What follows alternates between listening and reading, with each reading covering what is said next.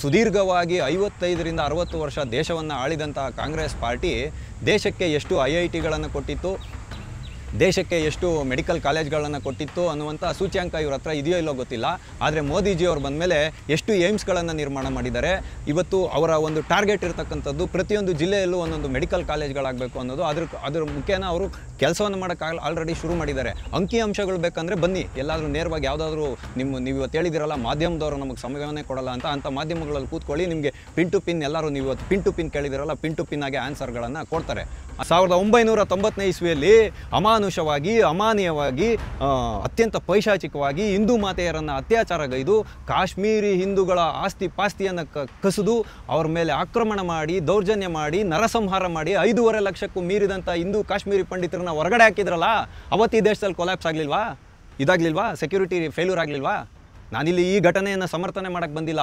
ಆದರೆ ಈ ಪಕ್ಷಗಳು ಓಲೈಕೆ ಮಾಡಬೇಕು ಅನ್ನೋವಂಥ ಒಂದು ದೃಷ್ಟಿಯಿಂದ ಭಯೋತ್ಪಾದನಾ ಕೃತ್ಯವನ್ನು ಸೇನೆಯ ಮೇಲೆ ಆಡಳಿತಾರೂಢವಾದಂಥ ಭಾರತ ಸರ್ಕಾರದ ಮೇಲೆ ಹೇರಕೊಟ್ಟಿರತಕ್ಕಂಥದ್ದನ್ನು ತಡೆಯೋಕ್ಕಾಗದೆ ನಾನು ಇವತ್ತು ಈ ವಿಡಿಯೋವನ್ನು ಮಾಡ್ತಾ ಇರೋದು. ಆ ಕಾಶ್ಮೀರಿ ಪಂಡಿತರಿಗೆ ಇವತ್ತವರೆಗೂ 30-35 ವರ್ಷ ಆಗ್ತಾಯಿದೆ, ಇನ್ನೂ ಕೂಡ ನ್ಯಾಯ ಸಿಗಲಿಲ್ಲ. ಆ ನ್ಯಾಯವನ್ನು ಕೊಡಬೇಕು ಅಂತಲೇ ಆರ್ಟಿಕಲ್ 370 ರದ್ದು ಮಾಡಿದ್ದು.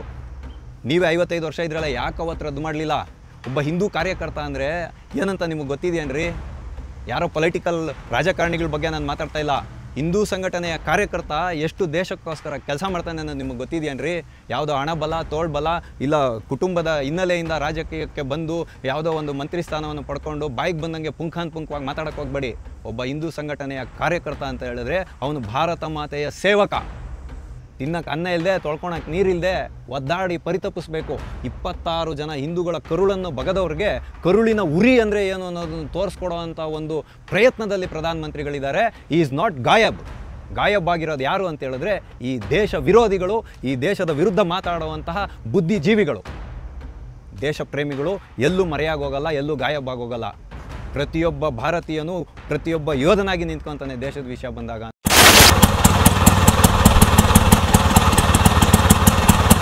ಟಿವಿ ವಿಕ್ರಮದ ಸಮಸ್ತ ವೀಕ್ಷಕರಿಗೆ ಆಟೋವಾಲಾ ಕಾರ್ಯಕ್ರಮಕ್ಕೆ ಆತ್ಮೀಯವಾದ ಸ್ವಾಗತ. ನಾನು ನಿಮ್ಮ ಜಯಂತ್ ಪಾಂಡೆ. ಸ್ನೇಹಿತರೆ, ಆಟೋವಾಲಾ ಕಾರ್ಯಕ್ರಮಕ್ಕೆ ನಾವಿಂದು ಆಯ್ದುಕೊಂಡಂತಹ ವಿಷಯ ರಾಷ್ಟ್ರೀಯ ಭದ್ರತೆಯ ಬಗ್ಗೆ ಚರ್ಚೆ ಹುಟ್ಟು ಹಾಕಿದ ಸಂತೋಷ್ ಲಾಡ್. ಏನಪ್ಪ ಇದು ವಿಷಯ ಅಂತ ಹೇಳಿದ್ರೆ, ಹೇಳಿ ಕೇಳಿ ನೆನ್ನೆನೋ ಮೊನ್ನೆನೋ ಸಂತೋಷ್ ಲಾಡ್ ಅವರು ಪ್ರಶ್ನೆಯ ಸುರಿಮಳೆಯನ್ನು ಗೆರೆದ್ರು. ಯಾಕೆ ಇವರು ಈ ಪ್ರಶ್ನೆಯ ಸುರಿಮಳೆಯನ್ನು ಗೆರೆದ್ರು ಗೊತ್ತಿಲ್ಲ. ಆದರೆ ತನ್ಮುಖೇನ ಪ್ರಚಾರವನ್ನು ಗಿಟ್ಟಿಸ್ಕೊಳ್ಳೋದು, ತಮ್ಮ ಶಾಸಕ ಸ್ಥಾನ ಮಂತ್ರಿ ಸ್ಥಾನದ ಕುರ್ಚಿಯನ್ನು ಬಲಪಡಿಸ್ಕೊಳೋದು ಅದು ಬೇರೆ ಪ್ರಶ್ನೆ. ಯಾಕೆ ಈ ವಿಧವಾದಂತಹ ಒಂದು ಪ್ರಶ್ನೆಯ ಸುರಿಮಳೆಯನ್ನು ಗೈದರು ಅಂತ ಅಂದರೆ, ಅವರ ಒಂದು ಮಂತ್ರಿ ಸ್ಥಾನದ ಕುರ್ಚಿ ಇದೆಯಲ್ಲ ಅದನ್ನು ಉಳಿಸ್ಕೊಳ್ಳುವಂತಹ ಪ್ರಯತ್ನವೋ, ರಾಹುಲ್ ಗಾಂಧಿ ಅವರ ಮನವನ್ನು ಗೆಲ್ಲುವಂತಹ ಪ್ರಯತ್ನವೋ, ಅದು ಬಿಟ್ಟು ಮುಂದಿನ ಚುನಾವಣೆಗಳಲ್ಲಿ ಮುಸಲ್ಮಾನರ ತುಷ್ಟೀಕರಣ ಮಾಡುವ ಓಲೈಕೆ ಮಾಡುವ ತಂತ್ರ ಇದರಲ್ಲಿ ಅಡಗಿದೆಯೋ ಗೊತ್ತಿಲ್ಲ. ಆದರೆ ಅವರು ಇವತ್ತು ಎತ್ತಿರ್ತಕ್ಕಂಥ ಪ್ರಶ್ನೆಗಳು ಯಾರು ಈ ದೇಶದ ಬಗ್ಗೆ ಚಿಂತನೆಯನ್ನು ಮಾಡ್ತಾರೋ ಅವರನ್ನು ಒಳಗೊಳಗೆ ಕೆರಳಿಸಿರೋದಂತೂ ಸತ್ಯ. ಆದರೆ ಅವ್ರು ಕೇಳುವಂತಹ ಪ್ರಶ್ನೆಗಳು ಯಾವ ರೀತಿಯಾಗಿದೆ ಅಂತ ಹೇಳಿದ್ರೆ, ಈ ದೇಶದ ಬಗ್ಗೆ ಹಿತಚಿಂತನೆಯನ್ನು ಮಾಡೋರ ಮನಸ್ಸಿಗೆ ಆಘಾತ ಆಗುವ ರೀತಿಯಲ್ಲಿ, ಅತ್ಯಂತ ವೇದನೆ ಆಗುವ ರೀತಿಯಲ್ಲಿ ಅವರು ಪ್ರಶ್ನೆಗಳನ್ನು ಎತ್ತಿರ್ತಕ್ಕಂಥದ್ದು. ಹಾಗಾಗಿ ಈಗ ನಾನೊಬ್ಬ ಸಾಮಾನ್ಯ ಪ್ರಜೆಯಾಗಿ, ಅದರಲ್ಲೊಬ್ಬ ಆಟೋ ಚಾಲಕನಾಗಿ, ನನಗೆ ಇವರು ಎತ್ತಿದಂಥ ಪ್ರಶ್ನೆಗಳಲ್ಲಿ ತೋಚಿದಂಥ ಕೆಲವು ವಿಷಯಗಳನ್ನು ನಿಮ್ಮ ಮುಂದೆ ಹಂಚಿಕೊಳ್ಳುವಂಥ ಪ್ರಯತ್ನವನ್ನು ನಾನು ಮಾಡ್ತೀನಿ. ಸ್ನೇಹಿತರೆ, ಇವರು ಎಂತೆಂಥ ಪ್ರಶ್ನೆಗಳನ್ನ ಎತ್ತಿದ್ರು ಮೊನ್ನೆ ಅಂತ ಹೇಳಿದ್ರೆ ತುಂಬ ಬೇಜಾರಾಗುತ್ತೆ. ಅಂದರೆ ಇವರ ಪ್ರಶ್ನೆಗಳು ಯಾವ ರೀತಿಯಾಗಿದೆ ಅಂತ ಹೇಳಿದ್ರೆ, ಮೋದಿ ಸರ್ಕಾರ ಬಂದ ಮೇಲೆ ಈ ದೇಶಕ್ಕೆ ಏನೂ ಮಾಡಿಲ್ಲ, ಅವರೇನು ಒಂದು ವಿಶೇಷವಾದ ವ್ಯಕ್ತಿ ಅಲ್ಲ ಅನ್ನೋ ರೀತಿಯಲ್ಲಿ ಅವ್ರದ್ದಿದೆ. ಅದಕ್ಕೆ ನಾನು ಹೋಗಲ್ಲ. ಆದರೆ ದೇಶದ ಭದ್ರತೆಯ ವಿಷಯವನ್ನು ಇಟ್ಕೊಂಡು ಸೆಕ್ಯೂರಿಟಿ ಲ್ಯಾಬ್ಸ್ ಆಗಿದೆ, ಇಂಟೆಲಿಜೆನ್ಸದು ತೊಂದರೆ ಆಗಿದೆ, ಇದರಲ್ಲಿ ಇಂಟೆಲಿಜೆನ್ಸ್ ಫೇಲ್ಯೂರ್ ಆಗಿದೆ ಅನ್ನುವಂಥ ಎಲ್ಲ ಪ್ರಶ್ನೆಗಳನ್ನ ತೆಗೆದ್ರು. ಅದಾದಮೇಲೆ ಹೊಸ ರೀತಿಯಾದ ರಾಜಕಾರಣ ಮಾಡಬೇಕಂತೆ. ಯಾವ ಶತಮಾನದಲ್ಲಿದ್ದೀರಾ ನೀವು, ಯಾವ ಧರ್ಮವನ್ನು ಇದು ಮಾಡ್ತಾಯಿದ್ದೀರಾ, ಇದನ್ನೆಲ್ಲ ಬಿಟ್ಟು ಹೊಸ ರೀತಿಯಾದಂಥ ರಾಜಕಾರಣವನ್ನು ಮಾಡಬೇಕು. ಮತ್ತು ಈ ದೇಶದ ಅಲ್ಪಸಂಖ್ಯಾತರುಗಳಿಗೆ ಅಂತ ಒತ್ತಿ ಹೇಳದೇ ಇದ್ರೂ ಎಲ್ರಿಗೂ ಅವ್ರದ್ದೇ ಆದಂಥ ಹಕ್ಕುಗಳಿದೆ, ಸಂವಿಧಾನಕ್ಕೆ ಮೀರಿದಂಥವ್ರು ಯಾರೂ ಇಲ್ಲ, ಸುಪ್ರೀಂ ಕೋರ್ಟ್ನ ಹಾಕೋಕೆ ಹೊರಟಿದ್ದೀರಾ. ಆಮೇಲೆ ಹಿಂದೂ ಧರ್ಮದ ಸ್ವಾಮೀಜಿಗಳು ಬೇಕಾದಂಗೆ ಮಾತಾಡ್ತಾರೆ, ಒಬ್ಬೊಬ್ರು ಒಂದೊಂದು ಹೇಳಿಕೆಯನ್ನು ಕೊಡ್ತಾರೆ. ಯಾವುದನ್ನು ನಂಬೋದು ಯಾವುದನ್ನು ಬಿಡೋದು, ಸಗಣಿ ತೊಗೊಂಡು ಮನೆಗೆ ಬಳ್ಕೊಂಬಿಡಿ, ಗೋಮೂತ್ರವನ್ನು ಕುಡಿದ್ರೆ ಕ್ಯಾನ್ಸರ್ ಮೇಲಾಗುತ್ತೆ, ಮೋದಿಜಿ ನೀವು ಕೊನೆಗೆ ಹೇಳ್ಬಿಡಿ ಗೋಮೂತ್ರ ಪೀಲೋ ಕ್ಯಾನ್ಸರ್ ಗಾಯಬೋಜಾಯಗ ಅಂತೆಲ್ಲ ಇಂಥ ಒಂಥರ ದ್ವಂದ್ವ ಭರಿತವಾದಂಥ ಪ್ರಶ್ನೆಗಳನ್ನು ಇಟ್ಟಿರ್ತಕ್ಕಂಥದ್ದು. ಎಷ್ಟು ಇನ್ಸ್ಟಿಟ್ಯೂಷನ್ಸ್ ಕಟ್ಟಿದ್ದೀರಾ, ಟಾರಿಫ್ ಅಂದರೆ ತೆರಿಗೆಯನ್ನು ಜಾಸ್ತಿ ಮಾಡಿರೋದು ಬಿಟ್ಟರೆ ಬೇರೆ ಯಾವುದೂ ಸಾಧನೆ ಇಲ್ಲ, ಈ ರೀತಿಯಾದಂಥ ಎಲ್ಲ ಪ್ರಶ್ನೆಗಳನ್ನು ಎತ್ತಿರೋದುಂಟು. ಮೊಟ್ಟ ಮೊದಲನೇದಾಗಿ ನಾವು ನೋಡಬೇಕಾಗಿರೋದೇನು ಅಂತ ಹೇಳಿದ್ರೆ, 2014ನೇ ಇಸ್ವಿಗೆ ನರೇಂದ್ರ ಮೋದಿಯವರು ಅಧಿಕಾರಕ್ಕೆ ಬರುವುದಕ್ಕೆ ಮುಂಚೆ ಭಾರತ ಪ್ರಪಂಚದ ಸಶಕ್ತ ಆರ್ಥಿಕತೆಯಲ್ಲಿ 9ನೇ ಸ್ಥಾನನೋ 10ನೇ ಸ್ಥಾನದಲ್ಲೋ ಇತ್ತು. ಈಗ ಭಾರತ ಪ್ರಪಂಚದ ಆರ್ಥಿಕತೆಯಲ್ಲಿ ಸಶಕ್ತವಾದ ಆರ್ಥಿಕತೆಯಲ್ಲಿ 4ನೇ ಸ್ಥಾನದಿಂದ 3ನೇ ಸ್ಥಾನಕ್ಕೆ ಹೋಗುವಂಥ ಹಂತದಲ್ಲಿದೆ. ಅಂದರೆ ದೇಶವನ್ನು ಆರ್ಥಿಕವಾಗಿ ಸಕ್ಷಮ ಮಾಡಿದ್ದಾರೆ ಅನ್ನೋದು ಇದರಿಂದ ಗೊತ್ತಾಗುತ್ತೆ. ಆಮೇಲೆ ಇನ್ಸ್ಟಿಟ್ಯೂಷನ್ಸ್ಗಳ ಬಗ್ಗೆ ಇವರು ಮಾತಾಡ್ತಾಯಿದ್ರು. ಇವರು ಸುದೀರ್ಘವಾಗಿ 55ರಿಂದ 60 ವರ್ಷ ದೇಶವನ್ನು ಆಳಿದಂಥ ಕಾಂಗ್ರೆಸ್ ಪಾರ್ಟಿ ದೇಶಕ್ಕೆ ಎಷ್ಟು IITಗಳನ್ನು ಕೊಟ್ಟಿತ್ತು, ದೇಶಕ್ಕೆ ಎಷ್ಟು ಮೆಡಿಕಲ್ ಕಾಲೇಜ್ಗಳನ್ನು ಕೊಟ್ಟಿತ್ತು ಅನ್ನುವಂಥ ಸೂಚ್ಯಾಂಕ ಇವ್ರ ಹತ್ರ ಇದೆಯೋ ಇಲ್ಲೋ ಗೊತ್ತಿಲ್ಲ. ಆದರೆ ಮೋದಿಜಿಯವ್ರು ಬಂದಮೇಲೆ ಎಷ್ಟು ಏಮ್ಸ್ಗಳನ್ನು ನಿರ್ಮಾಣ ಮಾಡಿದ್ದಾರೆ.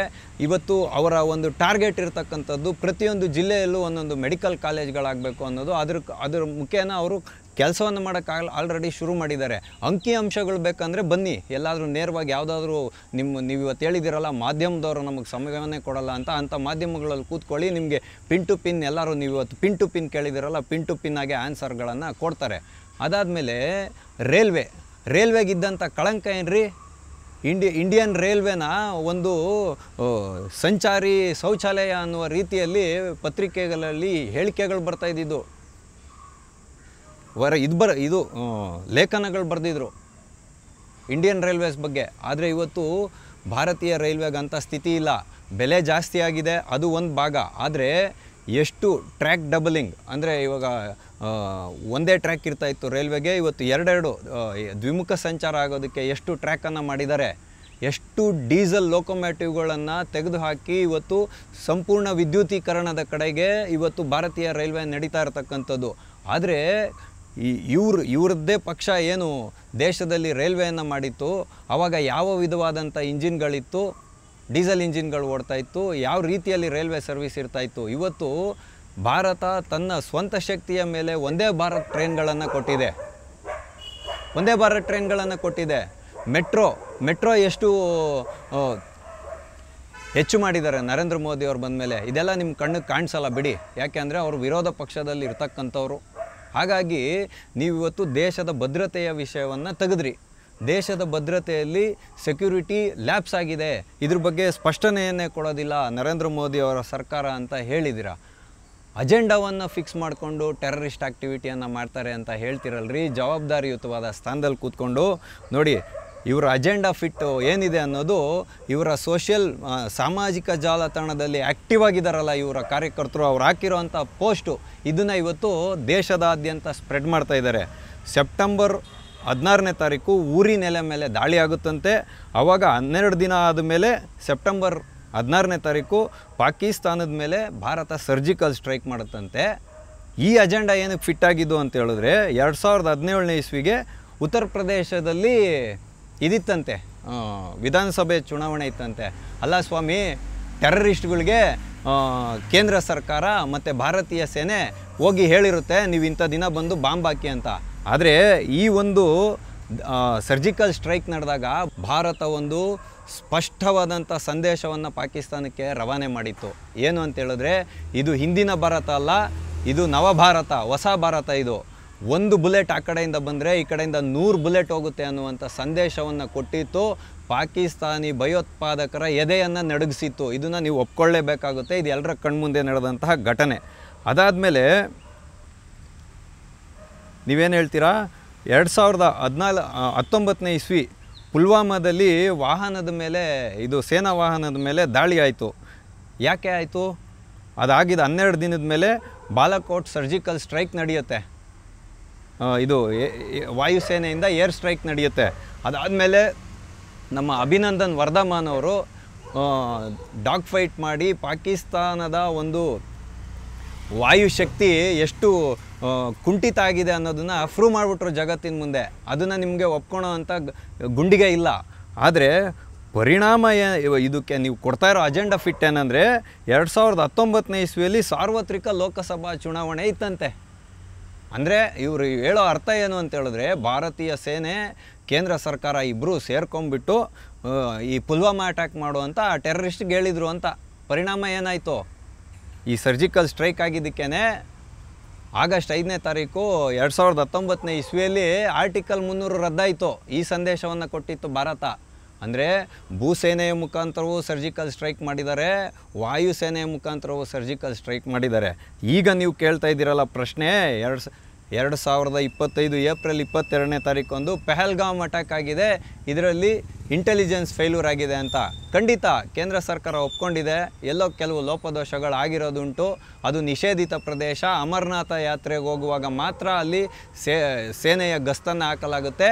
ಅದಕ್ಕೂ ಮೀರಿ ಇವಾಗ ಪ್ರವಾಸಿಗರನ್ನ ಕರ್ಕೊಂಡು ಹೋಗಿರುವಂಥ ಪ್ಯಾಕೇಜ್ ಟೂರಿಸಮ್ ಅವ್ರು ಇರ್ಬೋದು, ಸ್ಥಳೀಯವಾದಂಥ ಗೈಡ್ಗಳಿರ್ಬೋದು, ಅಲ್ಲಿನ ಸ್ಥಳೀಯ ಪೊಲೀಸ್ ಸ್ಟೇಷನ್ಗೂ ಕೂಡ ಮಾಹಿತಿಯನ್ನು ಕೊಡದೆ ಕರ್ಕೊಂಡು ಹೋಗಿದ್ದಾರೆ ಅಂತ ಇವತ್ತು ಹೇಳಲಾಗ್ತಾ ಇದೆ. ನಿಷೇಧಿತ ಪ್ರದೇಶ ಅಂದಮೇಲೆ ಮೊದಲು ಹೋಗಬಾರ್ದಾಗಿತ್ತು.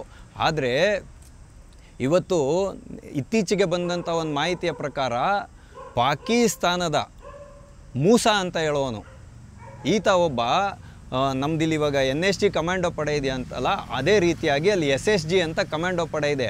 ಅದರಲ್ಲಿ ಒಬ್ಬ ಕಮಾಂಡರ್ ಆಗಿದ್ದವನು ಇವನು ಇವಾಗ ಏನಂದರೆ ರಜಾ ತೊಗೊಂಡ್ಬಿಡೋದು, ಒಂದು 2-3 ತಿಂಗಳು ರಜಾ ತೊಗೊಳ್ಳೋದು.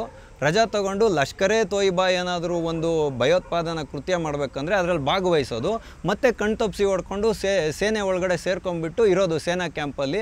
ಅವಾಗ ಯಾರು ಗುರ್ತಿಡಿಯೋಕ್ಕಾಗಲ್ಲ, ಅವನು ಅರೆಸ್ಟು ಮಾಡೋಕ್ಕಾಗಲ್ಲ ಅಂತ ಹೇಳುವಂಥ ಸ್ಪಷ್ಟವಾದ ಅನುಮಾನ ವ್ಯಕ್ತ ಆಗ್ತಾ ಇರ್ತಕ್ಕಂಥದ್ದು. ಹಂಗಾಗಿ ಇದಕ್ಕೆ ಇವತ್ತು ಏನು ಮಾಡ್ತಾ ಇದೆ ಅಂದರೆ ಭಾರತೀಯ ಸೇನೆ ಇದು ನಮ್ಮ ನೌಕಾದಳದ ಮುಖಾಂತರ ಉತ್ತರ ಕೊಡೋದಕ್ಕೆ ತಯಾರಾಗಿದೆ. ಈ ಕಡೆ ಸಿಂಧೂ ನೀರನ್ನು ಬ್ಲಾಕ್ ಮಾಡಿದ್ದಾರೆ. ಸಿಂಧೂ ನದಿಯ ನೀರನ್ನು ಬ್ಲಾಕ್ ಮಾಡಿದ್ದಕ್ಕೂ ನೀವು ಪ್ರಶ್ನೆ ಎತ್ತಿದ್ದೀರಾ, ಏನು ನೀವು ನದಿ ನೀರನ್ನು ಹಿಡಿದಿಟ್ಕೊಂಡ್ಬಿಡ್ತೀರಾ ಅಂತ. ಹಂಗಲ್ಲ ರೀ, ನೀವು ಎಷ್ಟು ಸತಿ ಪಾಕಿಸ್ತಾನದ ಮೇಲೆ ಯುದ್ಧ ಆಗಿದೆಯೋ. ಲಾಲ್ ಬಹದ್ದೂರ್ ಶಾಸ್ತ್ರಿ ಅವ್ರು ಗೆದ್ದರು, ಅರ್ಥ ಆಯ್ತಲ್ವಾ? ಲಾಲ್ ಬಹದ್ದೂರ್ ಶಾಸ್ತ್ರಿ ಅವ್ರು ಗೆದ್ದಾಗ ತಾಷ್ಕೆಂಟ್ ಒಪ್ಪಂದ ಮಾಡ್ರಿ, ಆವಾಗ ಯಾಕೆ ಬಿಟ್ಕೊಟ್ರಿ ಜಾಗನ? ಅದಾದಮೇಲೆ ಇಂದಿರಾ ಗಾಂಧಿ ಅವ್ರ ಕಾಲದಲ್ಲಿ ಆಯಿತು ಯುದ್ಧ, ಆವಾಗ ಯಾಕೆ ಬಿಟ್ಕೊಟ್ರಿ ಜಾಗ ವಾಪಸ್ಸು? ಅದಾದಮೇಲೆ ಪರಮಾಣು ಬಾಂಬಿದೆ, ನಮ್ಮ ಹತ್ರ ಪರಮಾಣು ಬಾಂಬಿದೆ ಅಂತ ಯಾಕೆ ಎದುರಿಸ್ತಾರೆ ಅಂತ ಹೇಳಿದ್ರೆ, ನೀವು ಹಿಂಗೆ ಒಪ್ಪಂದಗಳ ಮೂಲಕ ಯಾವ ಭೂಮಿಯನ್ನು ವಶಪಡಿಸ್ಕೊಂಡಿರ್ತೀರೋ ಅದನ್ನು ವಾಪಸ್ ಕೊಡ್ತೀರಾ. 93,000 ಸೈನಿಕರನ್ನ ಸೆರೆ ಹಿಡಿದಿದ್ರು ಭಾರತದ ಸೇನೆಯವರು, ಅದನ್ನು ವಾಪಸ್ ಕೊಟ್ಟರು. ಅದ್ರ ಬಗ್ಗೆ ಎಲ್ಲ ನೀವು ಮಾತಾಡ್ತಾ ಇದ್ದೀರಾ? ಅದೆಲ್ಲ ಮಾತಾಡಲ್ಲ ನೀವು. ಆಮೇಲೆ ಇವತ್ತು ಸೆಕ್ಯೂರಿಟಿ ಲ್ಯಾಬ್ಸ್ ಬಗ್ಗೆ ಮಾತಾಡೋ ಅಂಥವರು ಏನು ನೀವು ಇವತ್ತು ಮಾತಾಡ್ತಾ ಇದ್ದೀರಾ ಅನಿಲ್ ಲಾಡ್ ಅವರೇ? ದಯವಿಟ್ಟು ಸ್ವಲ್ಪ ಚರಿತ್ರೆಯನ್ನು ತಿಳ್ಕೊಳ್ಳಿ ಮಾತಾಡೋದಕ್ಕೆ ಮುಂಚೆ. ಸುಮ್ಮನೆ ಏನೋ ಮಾತಾಡಬೇಕು ಅಂತ ಮಾತಾಡಬೇಡಿ. ಈ ದೇಶದ ಘನತೆವೆತ್ತಂತಹ ಪ್ರಧಾನಮಂತ್ರಿಗಳಾಗಿದ್ರಲ್ಲ ನಮ್ಮ ಇಂದಿರಾ ಗಾಂಧಿಯವರು, ಅವರ ನಿವಾಸದಲ್ಲೇ ಹತ್ಯೆಗೈಲಾಯಿತು. ಆವಾಗ ಸೆಕ್ಯೂರಿಟಿ ಲ್ಯಾಬ್ಸ್ ಆಗಿರಲಿಲ್ವಾ? ಆಯಿತು. ಅದಾದಮೇಲೆ ನಡೆದಂಥ ವಿದ್ಯಮಾನ ಏನು? ಈ ದೇಶದ ಸಂಸ್ಕೃತಿ ಪರಂಪರೆಗೋಸ್ಕರ ಪ್ರಾಣವನ್ನು ತೆರಳಲಿಕ್ಕೆ ಸಿದ್ಧ ಆದಂತಹ ಖಾಲ್ಸಾ ಅಂತಂದರೆ ಅದು ಧರ್ಮಕ್ಕೋಸ್ಕರ ಪ್ರಾಣ ಕೊಡೋದಕ್ಕೂ ತಯಾರಿರ್ತೀವಿ ಅನ್ನೋದೇ ಸಿಖ್ರದು ಇದು, ಸಿಖ್ ಪಂಥದ ಒಂದು ಇದು. ಅದನ್ನು ನೀವು ಇವತ್ತು ಧರ್ಮ ಮಾಡಿಬಿಟ್ಟಿದ್ದೀರ ಬಿಡಿ. ಗುರು ನಾನಕರು ಸಿಖ್ ಧರ್ಮನ ಸ್ಥಾಪನೆ ಮಾಡಿದ್ದೆ ಹಿಂದೂ ಧರ್ಮದ ಉಳಿವಿಗಾಗಿ, ಅದಿರಲಿ. ಅವತ್ತು ಸಿಖ್ರನ್ನ ಇಟ್ಟಾಡಿಸಿ ಹೊಡೆದ್ರಲ್ಲ, ಎಷ್ಟು ಜನರನ್ನ ಕೊಂದ್ರಿ. ಆವಾಗ ಬಂದಂಥ ಉತ್ತರ ಏನು? ಇದೇ ನಿಮ್ಮ ಪಾರ್ಟಿಯಿಂದನೇ. ದೊಡ್ಡದ ಒಂದು ಆಲದ ಮರ ಬಿದ್ದೋದಾಗ ನೆಲದ ಮೇಲಿರೋ ಗರಿಕೆಗಳಿಗೆ ಬೆಲೆ ಕಟ್ಟಬೇಕಾಗಿಲ್ಲ ಅಂತ ಹೇಳಿದ್ರಿ, ನೆನ್ಪಿಟ್ಕೊಳ್ಳಿ. ಮತ್ತು ಭಾರತದ ಘನತೆವೆತ್ತಂತಹ ಪ್ರಧಾನಮಂತ್ರಿಗಳು ರಾಜೀವ್ ಗಾಂಧಿಯವರು ತಮಿಳ್ನಾಡಿನಲ್ಲಿ ಬಾಂಬ್ ಬ್ಲಾಸ್ಟಲ್ಲಿ ಇದಾಗ್ತಾರೆ. ಆವಾಗ ಸೆಕ್ಯೂರಿಟಿ ಲ್ಯಾಬ್ಸ್ ಆಗಿರಲಿಲ್ವಾ? ಆದರೆ ಇದೇ ನಿಮ್ಮದೇ ಪಾರ್ಟಿ ಯಾವಾಗ ಅವ್ರಿಗೆ ಮರಣದಂಡನೆಯನ್ನು ವಿಧಿಸ್ತಲ್ಲ, ಕ್ಷಮಾದಾನವನ್ನು ಕೊಡಬೇಕು ಅಂತ ಕೂಡ ಪ್ರಯತ್ನ ಮಾಡಿದ್ರಿ. ಇಂಥ ಎಲ್ಲ ಘಟನೆಗಳು ಇರುವಾಗ ಅದಕ್ಕಿಂತ ಮೀರಿ ತಾಷ್ಕೆಂಟ್ ಒಪ್ಪಂದ ಆಯ್ತಲ್ಲ, ಈ ದೇಶದ ಘನತೆವೆತ್ತಂತಹ ಅಂದಿನ ಪ್ರಧಾನಮಂತ್ರಿಗಳು ಯಾರು? ಲಾಲ್ ಬಹದ್ದೂರ್ ಶಾಸ್ತ್ರಿಯವರು ತಾಷ್ಕೆಂಟ್ ಒಪ್ಪಂದಕ್ಕೆ ಸಹಿ ಮಾಡಿದ ನಂತರ ಮಲಗಿದವರು ಬೆಳಗ್ಗೆ ಎದ್ದೊಳ್ಳೇ ಇಲ್ಲ. ಆದರೆ ಈ ದೇಶದ ಜನಕ್ಕೆ ಇವತ್ತವರೆಗೂ ಸ್ಪಷ್ಟತೆಯೇ ಸಿಕ್ಕಿಲ್ಲ ಲಾಲ್ ಬಹದ್ದೂರ್ ಶಾಸ್ತ್ರೀಜಿಯವರ ಮರಣ ಹೆಂಗಾಯಿತು ಅನ್ನೋದು. ಅದನ್ನು ಯಾವ ತನಿಖೆಗಳು ಕೂಡ ಇವತ್ತವರೆಗೂ ಒಂದು ಸರಿಯಾದಂಥ ಇದನ್ನೇ ಕೊಟ್ಟಿಲ್ಲ, ಕ್ಲಾರಿಟಿಯನ್ನು ಕೊಟ್ಟೇ ಇಲ್ಲ, ಸ್ಪಷ್ಟತೆಯನ್ನು ಕೊಟ್ಟೇ ಇಲ್ಲ. ಇಂಥ ಎಲ್ಲ ಯಕ್ಷ ಪ್ರಶ್ನೆಗಳು ಸೆಕ್ಯೂರಿಟಿ ಲ್ಯಾಬ್ಸಲ್ಲಿ ಆಗಿರುವಾಗ ನೀವಿವತ್ತು ಯಾರನ್ನು ದೂಷಿಸಬೇಕು ಅನ್ನೋ ಉದ್ದೇಶದಿಂದ ಮಾತಾಡ್ತಾ ಇದ್ದೀರಾ. ಗಾಯಬ್ ಅಂತ ಹೇಳಿ ಇವತ್ತು ವಿಷಯವನ್ನು ತಗೊಂಡಿದ್ದೀರಾ. ನಾನು ಈ ಮೂಲಕ ನಿಮ್ಗೆ ಹೇಳಲಿಕ್ಕೆ ಇಷ್ಟಪಡ್ತೀನಿ, ಯಾವುದೋ ಒಂದು ಪಾಕಿಸ್ತಾನಿ ನಾಯಿ, ನಾನು ಅವ್ರಿಗಿನ ಮೇಲೆ ಹಂಗೆ ಹೇಳೋದು, ಯಾವುದೋ ಒಬ್ಬ ಪಾಕಿಸ್ತಾನಿ ನಾಯಿ ಫವಾದ್ ಹುಸೇನ್ ಅನ್ನೋನು ಆ ಒಂದು ಪೋಸ್ಟನ್ನು ಹಾಕಿರ್ತಾನೆ, ಅದನ್ನು ನೀವು ಶೇರ್ ಮಾಡ್ಕೊಂಡು ಇವತ್ತು ಪ್ರಧಾನಮಂತ್ರಿಗಳು ಎಲ್ಲಿದ್ದಾರೆ ಅಂತ ಕೇಳ್ತಾ ಇದ್ದೀರಾ. ವಿದೇಶದಿಂದ ಆಗಮಿಸಿದಂಥ ಪ್ರಧಾನಮಂತ್ರಿಗಳು ಸರಣಿ ಬೈಠಕ್ಗಳನ್ನು ಮಾಡಿ ಪಾಕಿಸ್ತಾನವನ್ನು ಹೆಂಗೆ ನಿರ್ನಾಮ ಮಾಡಬೇಕು ಅನ್ನೋದರಲ್ಲಿ ಸಿದ್ಧತೆಯಲ್ಲಿ ತೊಡಗಿದ್ದಾರೆ ಅನ್ನೋವಂಥ ಒಂದು ಸ್ಪಷ್ಟನೆಯನ್ನು ಇಟ್ಕೊಳ್ಳಿ ಸಾಕು. ಸುಮ್ಮನೆ ರಾಜಕೀಯಕ್ಕೋಸ್ಕರ ಎಲ್ಲ ಮಾತಾಡೋಕ್ಕೆ ಬಂದು ಈ ರೀತಿಯಾಗೆಲ್ಲ ಇದನ್ನು ಮಾಡಿಸ್ಕೋಬಾರ್ದು. ಇದು ನಿಮ್ಮ ಒಂದು ಘನತೆಗೆ ಶೋಭೆ ತರತಕ್ಕಂಥದ್ದಲ್ಲ. ಇವತ್ತು ಸೆಕ್ಯೂರಿಟಿ ಲ್ಯಾಬ್ಸ್ ಬಗ್ಗೆ ಮಾತಾಡ್ತಾ ಇದ್ದೀರಾ, ಪ್ರಧಾನಮಂತ್ರಿಗಳು ಗಾಯಬ್ ಅಂತ ಹೇಳ್ತಾ ಇದ್ದೀರಾ. ಈ ಆಸಿಫ್ ಅಬ್ಬಾಸಿ ಕೂತ್ಕೊಂಡು ಇವನು ರೈಲ್ವೆ ಸಚಿವ ಪಾಕಿಸ್ತಾನದವನು, ಏನಂತ ಪುಂಗಿ ಉದ್ದ. ನಮ್ಮ ಹತ್ರ ಅವ್ರ ದೇಶದಲ್ಲಿ ಎಷ್ಟು ಪರಮಾಣು ಬಾಂಬ್ ಇದೆ ಅನ್ನೋದು ಗೊತ್ತಿಲ್ಲ, 170 ಇದೆ. ಆದರೆ ಅವನು ಹೇಳಿದ್ದೆಷ್ಟು 130 ಪರಮಾಣು ಬಾಂಬ್ ಇದೆ, ಭಾರತನ ಇಲ್ದಂಗೆ ಮಾಡಿಬಿಡ್ತೀವಿ ಅಂದ. ಎಲ್ಲಿದೆ ನಾವು ಇವತ್ತು? ಆಯಿತಾ? ಅದಾದಮೇಲೆ ಇವ್ರ ದೇಶದ ಪರಮಾಣು ಬಾಂಬ್ಗಳಿಗೆ ಇವ್ರು ಇಟ್ಟಿರೋ ಹೆಸರು ನೋಡಿ, ಇದನ್ನು ಪ್ರಶ್ನೆ ಮಾಡಿ. ಗಜ್ನಿ, ಗೋರಿ, ಆಮೇಲೆ ಶಹೀನು, ತೈಮೂರು, ಇವರೇ ಅಲ್ವಾ ನಮ್ಮ ದೇಶದ ಮೇಲೆಲ್ಲ ದಾಳಿ ಮಾಡಿ ಏನು ಬೇಕೋ ದಂಕ ಫಲಾಸ್ ಮಾಡಿ ಹಿಂದೂಗಳ ಮಾರಣಹೋಮ ನಡೆಸ್ತವ್ರು. ಇದ್ರ ಬಗ್ಗೆ ಮಾತಾಡ್ರಪ್ಪ ನೀವು. ಅದಾದಮೇಲೆ ಯಾರು ಬಿಲಾವಲ್ ಭುಟ್ಟೋ, ಎಲ್ಲಿ ಅವನು? ಬೆಕ್ಕಿನ ಮರಿ ಅಂತ ಕರೀತಾರೆ ಅವನು ಇವತ್ತು ಪಾಕಿಸ್ತಾನದಲ್ಲಿ, ಹೆಣ್ಣು ಬೆಕ್ಕಿನ ಮರಿ ಅಂತ ಕರೀತಾರೆ. ಯಾ ಇಸ್ ದರಿಯಾ ಮೇ ಪಾನಿ ಬಹೇಗ ನೈತು ಉನ್ಕಾ ಖೂನ್ ಬಹೇಗ, ಅಂದರೆ ಸಿಂಧೂ ನದಿಯಲ್ಲಿ ನೀರು ಹರಿಬೇಕು, ಇಲ್ಲಾಂದರೆ ಭಾರತೀಯರ ರಕ್ತ ಹರಿಯುತ್ತೆ ಅನ್ನಲ್ಲ. ಇವನೆಲ್ಲೋದ? ಆಸಿಫ್ ಮುನೀರ್, ಮುಲ್ಲಾ ಜನರಲ್, ಮುಲ್ಲಾ ಮುನೀರ ಎಲ್ಲೋ ಕೂತಿದ್ದಾನೆ ಸ್ವಾಮಿ. ನೀವಿಲ್ಲಿ ಕೂತ್ಕೊಂಡು ಇವತ್ತು ಗಾಯಬ್ ಅಂತ ಹೇಳಿದ್ರೆ ಏನೂ ಅದರಿಂದ ಆಗಬೇಕಾಗಿದ್ದೇನಿಲ್ಲ. ನೀವು ತಿಳಿತಾ ಇದ್ದೀರಾ, ನೀವು ಒತ್ತಾಯ ಮಾಡ್ತಾ ಇದ್ದೀರಾ ಭಾರತ ಯುದ್ಧ ಮಾಡ್ತಾ ಇಲ್ಲ ಅಂತ. ಯಾವತ್ತು ಭಯೋತ್ಪಾದಕರು ದಾಳಿಯನ್ನು ನಡೆಸಿದ್ರು ಪಹಲ್ಗಾಮಲ್ಲಿ, ಆ ಕ್ಷಣದಿಂದನೇ ಭಾರತ ಪಾಕಿಸ್ತಾನದ ಮೇಲೆ ಯುದ್ಧ ಮಾಡ್ತಾ ಇದೆ.